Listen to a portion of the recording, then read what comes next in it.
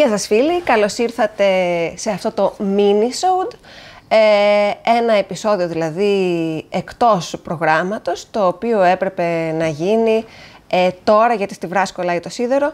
Μόλις σήμερα ολοκλήρωσα ένα puzzle το οποίο με έφερε σε άλλα επίπεδα απελπισίας. Δεν το περίμενα καθόλου θα απελπιστώ τόσο, αλλά πραγματικά ένιωθα ένα τεράστιο βάρος απάνω μου, ένιωθα άχρηστη, δεν ξέρεις να κάνεις puzzle κτλ. Με εντυπωσίασε πάρα πολύ αυτό, νευρικά γέλια κτλ. Μια παράνοια υπήρχε εδώ πέρα. Είναι ένα puzzle από αυτά που είπα ότι δεν θα πάρω εκτός αν στερέψουν όλα τα υπόλοιπα puzzle. Είναι ένα puzzle φωτογραφία.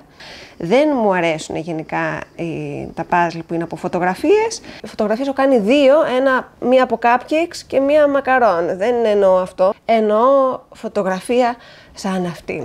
Εδώ. Πολύ ωραίο είναι το σκυλάκι και έτσι είναι και ο Έλιο το δικός μου, με λίγο άλλα χρώματα, αλλά είναι τέτοιος σκύλος και τον αγαπώ πάρα πολύ. Απλά αυτό γενικά σαν είδος εμένα μου φαίνεται αρκετά αστείο, σαν κάτι που είναι πάνω σε puzzle και λίγο κίτσα, αλλά αυτά είναι γούστα. Σε κάθε περίπτωση αυτό το puzzle μου το πήρε ο άντρας μου γιατί έχει πάνω ένα σκυλάκο σαν τον Έλιοτ και αποφάσισα να το κάνω τώρα μέσα στις διακοπές. 3 μέρες το παιδεύω τώρα. 3, 4, 5, έναν αιώνα, δεν ξέρω. Να σας πω ότι είμαστε στην 5η μέρα σήμερα που το τελείωσα και σήμερα ήταν η πιο απελπισμένη από όλες που το τελείωσε όμως. Τελείωσε. Το μπασέ ήταν πάρα πολύ εύκολο να γίνει. Ο σκυλάκος εδώ πέρα, γιατί τα κομμάτια έβλεπες που υπάρχουν οι γούνες, κυρίως καφέ και τα λοιπά, είναι ότι επειδή έχω κι εγώ ένα μπασί και ξέρω ακριβώς τι γίνεται εδώ πέρα σε αυτή τη μουσούδα, κάποιος νομίζω που ίσως έβλεπε αυτό το κομμάτι και λέγει τι είναι αυτό, εγώ ξέρω ακριβώς τι είναι αυτό εδώ που γίνονται όλα έτσι μαζί, ένα πράγμα και είναι αυτό το μουσούδι το υπέροχο. Το μπασί λοιπόν έγινε πανεύκολα. Μετά χώρισα τα κάτω κομμάτια που είναι ολοφάνερο ποια είναι, το κάτω αυτό που είναι και ψηλό in focus ας πούμε σε σχέση με το υπόλοιπο. Πάρα πολύ ωραία και αυτό. Αυτό έγινε έτσι, δεν έκανα και πολλές ώρες. Σε 2 μερούλες ας πούμε από ένα 4ωρο είχαν γίνει πολύ άνετα, χαλαρά κτλ. Και ερχόμαστε παιδιά στο γύρω εδώ πέρα, το οποίο μου άλλαξε τα πετρέλαια. Δεν έχω λόγια για αυτά μου συνέβαιναν ψυχικά με αυτό το puzzle και αυτό το background. Βλέποντας το από την εικόνα, καταλαβαίνω ότι κάποιος μπορεί να πει ότι τι βλακίες είναι αυτές που λες. Σίγουρα, και εγώ το σκεφτόμουν πριν και τώρα που το έχω φτιάξει και το βλέπω εδώ μπροστά μου, επίσης σκέφτομαι αυτό. Λέω, να το παιδάκι μου, τι είναι, ξεκάθαρα που είναι. Να, εδώ μια μαύρη γραμμή. Όταν δεν είναι φτιαγμένο και είναι τα κομμάτια, το θολό background σε μεγέθυνση, δεν είναι έτσι τα πράγματα. Οπότε τελικά είναι κάπως σαν να είναι ένα χρώμα όλο το πίσω. Δηλαδή χώρισα πάλι κομμάτια, απλά άλλο να χωρίζεις 30 τέτοια κομμάτια, 50. Το έχω κάνει σε άλλο puzzle και άλλο να χωρίζεις όλα αυτά τα κομμάτια που είναι, πρέπει να είναι 500, είναι το μισό puzzle αυτό το background. Απελπισία σκέτη.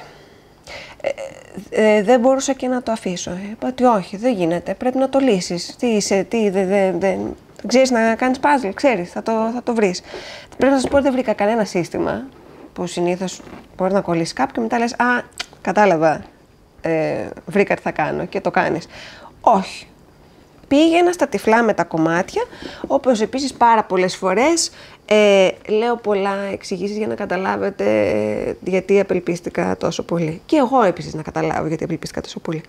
Υπήρχε κομμάτι που ολοφάνερα ήταν πράσινο αυτό που έψαχνες και ολοφάνερα ήξερες το σχήμα του. Πήγαινες σε εκείνα τα σχήματα, έβλεπες 5 πράσινα, τα δοκίμαζες τίποτα. Και να σας πω τι γινότανε. Δεν ήταν πράσινο εκείνο το κομμάτι. Ήταν πράσινα το τριγύρω. Αλλά εκεί ακριβώς κοβόντουσαν και γινόντουσαν ένα άλλο χρώμα που ήταν αυτό. Αυτό έγινε πάρα πολλές φορές. Δεν φταίει προφανώς το παζλ. Εμένα το κεφάλι μου δεν δούλευε αυτόν τον τρόπο. Εντυπωσιάστηκα πάρα πολύ από το πόσο δύσκολο μου φάνηκε.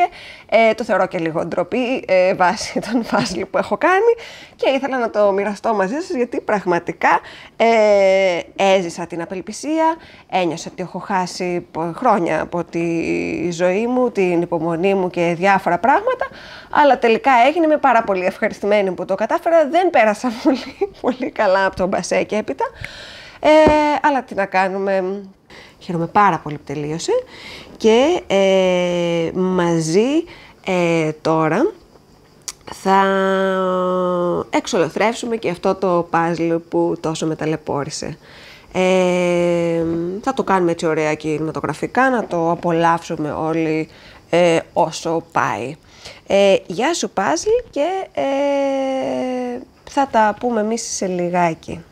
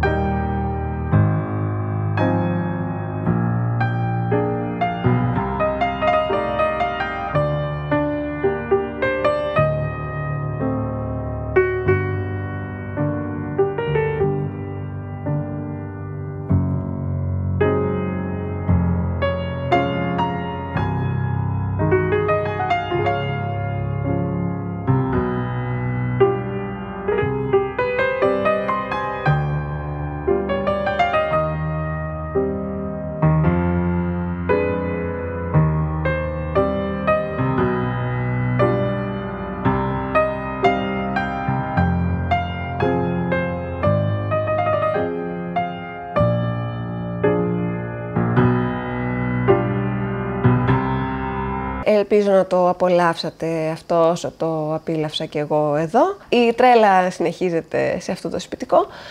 Σας φιλώ, σας αγαπώ σχεδόν όσο τα παζλ.